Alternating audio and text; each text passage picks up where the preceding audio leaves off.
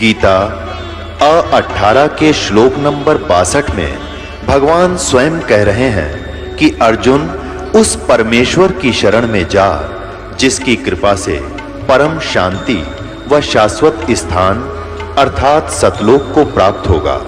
वो परमेश्वर कौन है, कहां है, कैसा है, जानने के लिए कृपया अवश्य सुनिए जगत गुरु तत्वदर्शी संत रामपाल जी महाराज के अमृत वचन।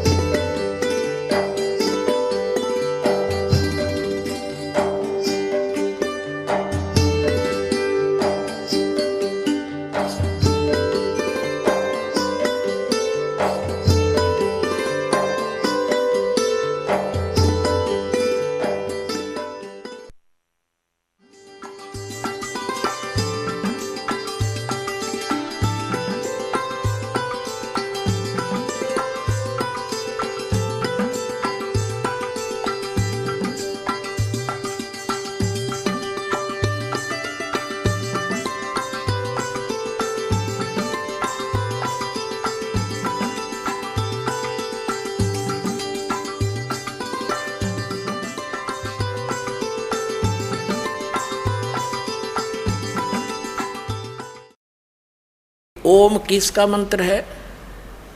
ये ब्रह्मा विष्णु महेश के पिता का। और गीता किसने बोली? इस काल ने। ये 8वें अध्याय के 13वें श्लोक में आपने देख लिया। ओम इति एकाक्षरम ब्रह्म विहारण मामन समरण ज्ञ प्रियाति तजन देहम सयाति परमाम गतिम। मुझ ब्रह्म का केवल एक ओम मंत्र है, और जो इसका अंतिम सांस तक सिमरण करके शरीर छोड़कर जाता है तो इस ओम से मिलने वाली परम गति ब्रह्मलोक प्राप्ति होती है। ब्रह्मलोक में गए हुए प्राणी भी जन्म मृत्यु में आते हैं। गीता ज्ञानदाता 2 अध्याय के 12वें श्लोक में गीता में, और 4थे अध्याय के 5 और 9 में 10वें अध्याय के 2 श्लोक में स्पष्ट करता है कि अर्जुन तेरे और मेरे बहुत जन्म हो चुके हैं, तू नहीं जानता मैं जानता हूँ। यानी गीता ज्ञानदाता का उपासक भी जन्म मृत्यु के रोग से नहीं छूट सकता। इसलिए गीता अध्याय नंबर 15 के श्लोक नंबर 1 से 4 में स्पष्ट किया है गीता ज्ञानदाता ने कि जो 4थे अध्याय के 32 और 34 श्लोक में जिस तत्वदर्शी संत से ज्ञान प्राप्त करने की मैंने कहा है, उस ज्ञान का आश्रय करके और उसकी पहचान बताई है 15वें अध्याय के प्रथम मंत्र में कि उल्टे लटके हुए संसार रूपी वृक्ष के सभी विभाग जो बता देगा स वेदवित, वो तत्वदर्शी संत है। उसके पश्चात 15वें अध्याय के 4थे श्लोक में गीता जी में कहा है, उसके पश्चात परमेश्वर के उस परम पद की खोज करनी चाहिए।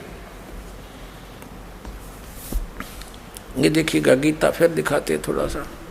श्रीमद् भगवद गीता गीता प्रेस गोरखपुर से प्रकाशित है। ये अध्याय नंबर 15 का हम श्लोक नंबर 4 पढ़ेंगे।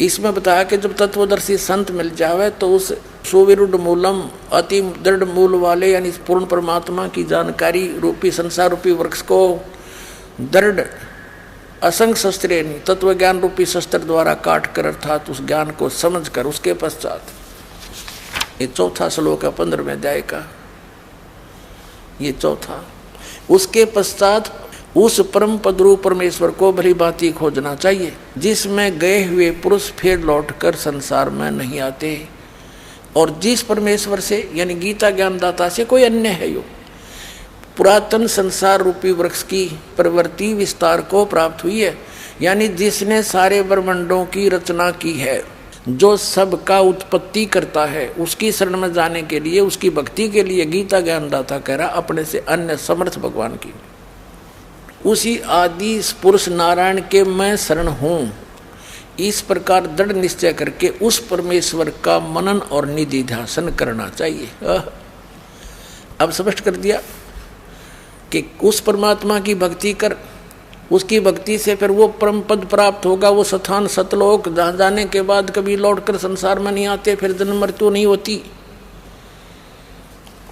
18वें अध्याय के 62वें श्लोक में इस गीता ज्ञानदाता ने कहा कि अर्जुन तू सर्वभाव से, ये देखिएगा 18वें अध्याय का ये 46वां श्लोक है, इसमें ये भी स्पष्ट कर रखा है कि जिस परमेश्वर से संपूर्ण प्राणियों की उत्पत्ति हुई है।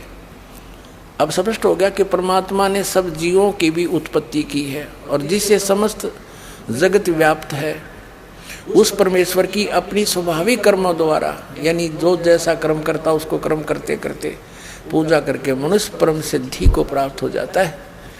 अब देखना, अब 62 में आ जाते हैं, अध्याय नंबर 18 के और श्लोक यहाँ पर लिखा है, अर्जुन शरीर रूपी यंत्र में आरूढ़ हुए संपूर्ण प्राणियों को अंतर्यामी परमेश्वर अपनी माया से उनके कर्मानुसार भ्रमण कराता हुआ सब प्राणियों के हृदय में स्थित है।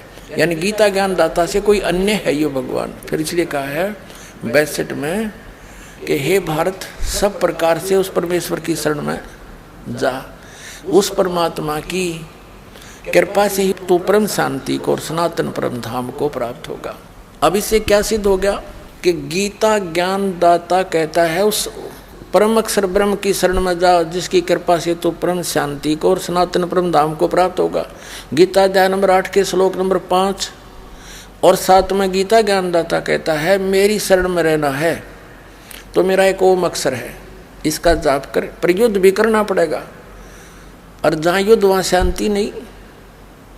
तो ये कह रहा है कि मेरे शरण में रहना, युद्ध तो करना पड़ेगा तेरे, और तू कति संपूर्ण कंप्लीट पीस चाहता है तो उस परमेश्वर की शरण में जा, उसकी कृपा से तो परम शांति को और सनातन परम धाम को, जहाँ जाने के बाद फिर लौट कर कभी संसार में नहीं आते, उसको प्राप्त होगा। उसके लिए तत्वदर्शी संतों को खोज ले, ऑप्शन छोड़ दिया, मैं नहीं जानता उसके बारे में। 17वें अध्याय के 23वें श्लोक में गीता ज्ञानदाता कहता है उस परमात्मा के पाने का 3 मंत्र का संकेत है, निर्देश है। ओम तत्सत, ओम सरपुरुष ब्रह्म का, और तत् मंत्र ये गुप्त है, ये अक्षर पुरुष का। गीता अध्याय नंबर 15 के श्लोक नंबर 16 और 17 में 3 पुरुष स्पष्ट है। उन तीनों के ये मंत्र हैं, ये साधना है, ये पूजा नहीं है इनकी। जैसे हमने जल प्राप्त करना है जमीन से, तो हम हैंडपंप लगाने के लिए वो की मारे, हम वो पूजा नहीं कर रहे, वो प्रोसेस है, उसके पाने की साधना है। तो ये साधना है तीनों मंत्रों की, और फिर ऊपर हैंडपंप लगेगा, वो मशीन, वो सार नाम है। सतनाम का 2 मंत्र का अक्षर है, ओम और तत्, ये सांकेतिक। तो इससे तो श्वास उश्वास की बोकी लगेंगी, और तीसरा सार नाम, फिर हैंडपंप लगाया जाएगा, उससे वो जल यानी परमात्मा प्राप्त होगा। तो ये बताया है कि 17वें अध्याय के 23वें श्लोक में कहा कि ओम तत्सत इति निर्देश ब्रह्मण तिर्विद्या समर्थ है। उस सच्चिदानंद घन ब्रह्म यानी परम अक्षर ब्रह्म की साधना का, उसकी प्राप्ति का 3 मंत्र का जाप है। 8वें अध्याय के 5 और 7 में तो अपने विषय में कहता है मेरी साधना करेगा तो मुझे प्राप्त होगा, युद्ध करना पड़ेगा। उस परम अक्षर ब्रह्म की साधना करनी है तो उसके लिए वो तत्वदर्शी संत बताओगा, उसका मंत्र बता दिया, उससे कर, उसकी भक्ति करेगा। 8वें अध्याय के 8, 9, 10 में उसकी साधना करने वाला उसी को प्राप्त होगा। कति सिंपल, कति स्पष्ट क्लियर कर क्या। तो कहने का तात्पर्य ये है, जैसे परमात्मा का एक शब्द आपने सुना कि सच्चा सतगुरु कोई ना पूजे, इन झूठों जगपतियासी, अंधे की बाँ पकड़ी अंधे ने बता मार्ग कौन बतासी।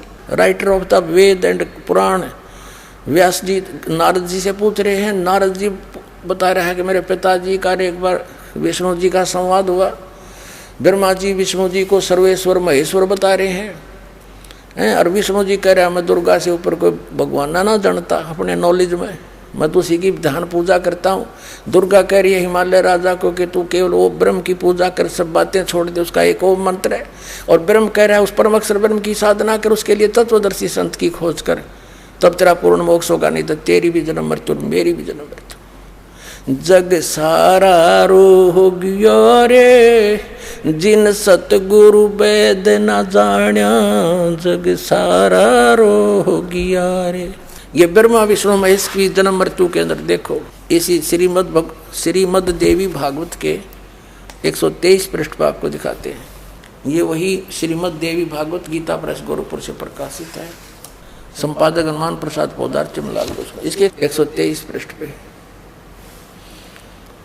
या विष्णु जी कह रहे हैं अपनी माता दुर्गा के कि तुम शुभ स्वरूपा हो, इस संसार तुमसे उद्भासित हो रहा है, मैं ब्रह्मा और शंकर हम सभी तुम्हारी कृपा से विद्यमान है। हमारा तो आविर्भाव यानी जन्म और तिरोभाव में मृत्यु हुआ करता है, केवल तुम ही नित्य हो, जगत जननी हो, प्रकृति और सनातनी देवी हो।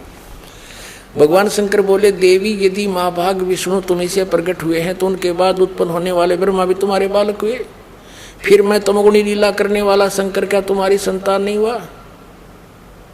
अर्थात मुझे भी उत्पन्न करने वाली तुम ही हो, सिवे संपूर्ण संसार की सृष्टि करने में तुम बड़ी चतुर हो।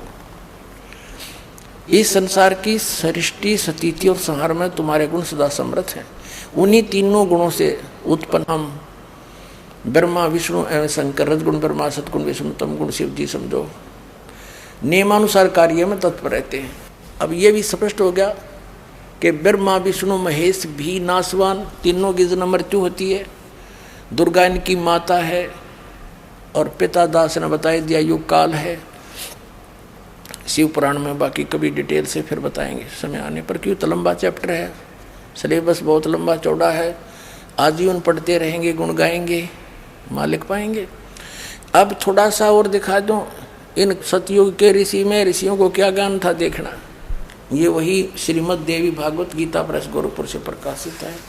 ये छठा स्कंद और श्री संक्षिप्त देवी भागवत 414 पृष्ठ पे।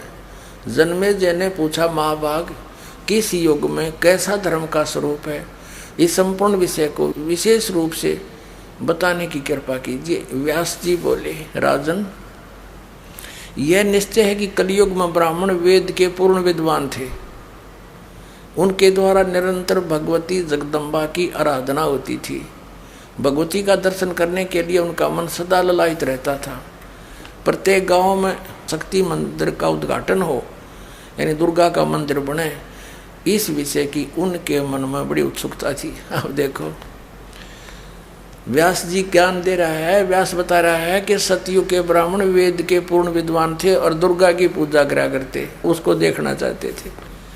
ये खाक विद्वान थे सतयुग के ब्राह्मण हैं, ये इन्होंने दुर्गा की पूजा करा करते, और दुर्गा कहती है ब्रह्म की पूजा करो, और ब्रह्म कह रहा है उस परम अक्षर ब्रह्म की पूजा करो, उसके लिए तत्वदर्शी संत छोड़ दो। तो ये खाक विद्वान थे। और वर्तमान के ऋषि ये नकली दानंद जैसे ये और ब्राह्मण ये देख क्या थे। ब्राह्मण पुण्यात्मा, एक विशेष ध्यान रखना चाहिए हमने कि ब्राह्मण कोई जाति विशेष नहीं है। इस दास के पूज्य गुरुदेव जी इस परंपरागत ब्राह्मण कुल में जन्मे, लेकिन वो कभी ब्राह्मण नहीं कहते थे। वो कहते थे हम संत हैं। ब्राह्मण वो हैं जो जंतर मंत्र करते फिरे हैं, कोई पितरा देखा है, कोई भूता की बतावा है, कोई श्राद्ध काट दे अंडे, वो है ब्राह्मण। उन ब्राह्मणों के भी ब्राह्मण वही हैं। तो उन गुरु रूप में विद्वान प्राणी को ब्राह्मण कहा जाता है। ब्राह्मण सोए जो ब्रह्म पहचाने, पंडित सोए जो पिंड की जाने, वास्तवता ये है। लेकिन एक परंपरागत पंडित उसको माना जाता है ब्राह्मण जो पंडिताई करता है। आम जन साधारण के लिए शब्द लागू नहीं है। अब ये क्या बताया है कि जो ब्राह्मण वर्ग पंडित थे कलयुग के, और कलयुग सतयुग त्रेता द्वापर में जो राक्षस समझे जाया करते, वो कलयुग के ब्राह्मण है आजकल। बताओ, इस समय लिखा है इनके इतिहास में। देखो ये वही छठा स्कंद पढ़ रहे हैं हम, 414 पृष्ठ पे ये हमने पढ़ लिया।